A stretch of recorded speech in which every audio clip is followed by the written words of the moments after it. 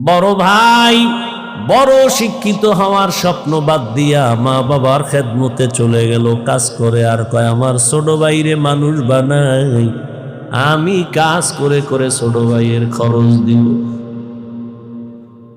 ছোট ভাইরে কষ্ট করে করে মানুষ বানাইছে, কিন্তু বহু ছোট ভাই বড় ভাই মানুষ হইতে পারে না, শিক্ষিত না হয় ছোট ভাইরে বানাইছে। ছোট ভাই এখন চাকরি করে, বড় ভাইয়ের খবর নেয় না।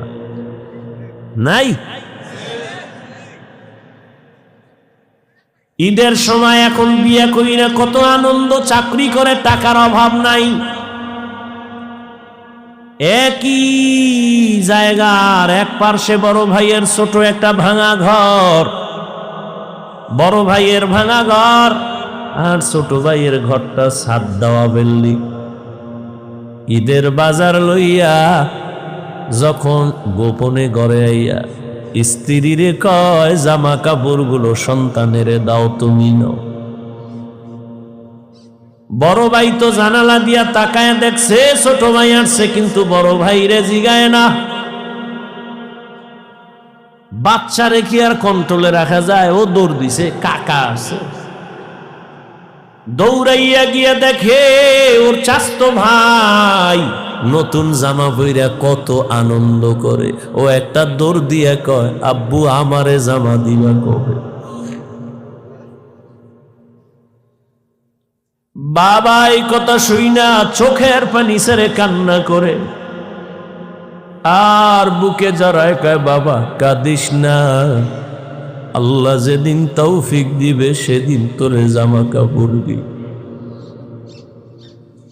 এমন নিমক হারাম বড় বাইরে জিগায় না, কোনো খোঁজ খবর নেয় না, কিন্তু বড় ভাই বাবার সমতুল্য, এত দূরে দূরে রাখে বড় ভাইরে ছোট ভাই। হঠাৎ করে রাতে 3টায় টেলিফোন আসছে, কে তুমি? বলে ভাইয়া আমি তোমার ছোট ভাই। এই রাত্রে কেন ফোন? আমারে চৌরাস্তায় একদল গুন্ডারা আমারে ধরছে। বড় ভাই কাঁচা ঘুমের মধ্যে একটা লাফ দিয়ে দৌড় দিছে, আয় দাঁড়া আমি আসতেছি। বড় ভাই কষ্টের কথা মনে রাখে না, একটা দৌড় দিয়া সামনে গিয়া এভাবে হাত বের করে বুকটা দিয়া কয়, যত মার মারতে চাও আমারে মার, আমার ছোট ভাইয়ের গায়ে হাত দিবি না। কারণ ওর প্রস্রাব আমি গায়ে লাগাইছি, ওর প্রস্রাব আমি গায়ে লাগাই ওরে বড় বানাইছি, না খাইয়া ওরে খাওয়াইছি, আমারে মার, ওরে মারবি না। তাহলে ভাই ভাইয়ের জন্য কতটা আপন। 40 বছরের বিরহের বেদনা অন্তরে জমা, দীর্ঘ 40 বছর পর্যন্ত ভাই বেনিয়ামিন রে দেখে না, বাবা ইয়াকুবরে দেখে না। ইউসুফ আজকে কি ঘুমাবে?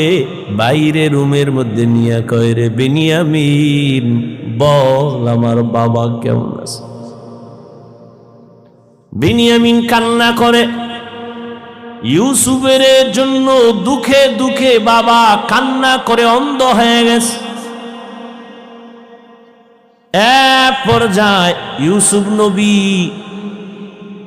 কৌশল অবলম্বন করে বিনিয়ামিনের সাথে গোপনে সব খোঁজ খবর নিয়া বিনিয়ামিন রে ছাড়বে না, কৌশল কইরা বিনিয়ামিন রে রাখার জন্য ইউসুফ নবী রেডি হলেন।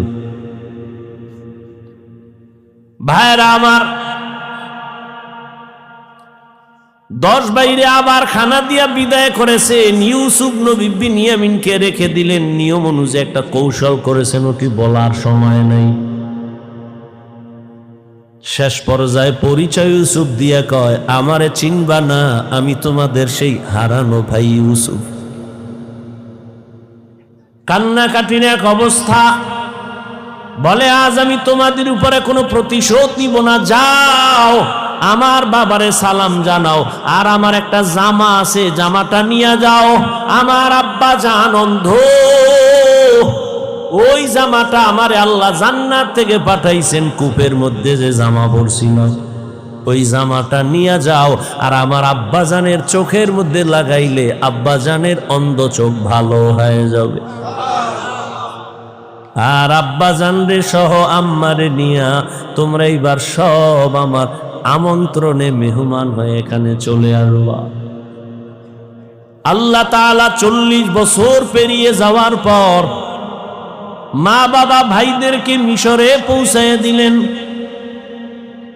এরে আল্লাহর গোলাম, এই ভাই ভাইয়ের জন্য যে কত মায়া, কত মোহাব্বত, কিন্তু এমন দুনিয়াতে আসলাম যে ভাই ভাইকে জবাই করে এই দুনিয়াতে আমরা আসছি। জানি না মইরা গেলে আমগো ভবিষ্যৎ আর কত খারাপ হয়। কিয়ামতের ময়দানে ভাই ভাইয়ের থেকে আলাদা হবে, মা আলাদা হবে, বাবা আলাদা হবে, বন্ধু বন্ধুর থেকে আলাদা হবে। আল্লাহ বলেন ওই দিনের ভয় অন্তরে জমা কর। অন্তরে ওই ভয় জমা করিয়া যদি গুনাহ থেকে নিজেরে বাঁচাও, আমি ওয়াদা করলাম তুমি বিনা হিসাবে জান্নাতি। हर के दारत खौफे हकदार दिल मदम जन्नतुल मावा देहद ও রামাকাম। এই ভয়ের নাম খৌফ, এই ভয়ের নাম খশিয়া, এই ভয়ের নাম তাকওয়া। এই ভয়টা জন্মলগ্ন থেকে পাওয়া যায় না, এটা অর্জন করা লাগে। এই ভয় বা তাকওয়া কোথায় তুমি পাইবা? বলে লিকুল্লি শাইইন মাদিনুন আমাদিনুত তাকওয়া কুলুবুল আরিফিন। ভালো ভালো জিনিস রাখার গোডাউন আছে, তাকওয়ার গোডাউন হলো আল্লাহর প্রিয় বান্দাদের কলব। আল্লাহর আরিফিন যারা, তাদের কলব হলো তাকওয়ার গোডাউন। তারা নেক নজর দিবে আর তোমার কলবে তাকওয়ার পাওয়ার ডুববে। এটাকে বলে তাওয়াজ্জুহ। কারণ আল্লাহর প্রিয় বান্দা যারা, আল্লাহর বন্ধু যারা, এদের চোখে পাওয়ার আছে, এদের কলবে পাওয়ার আছে।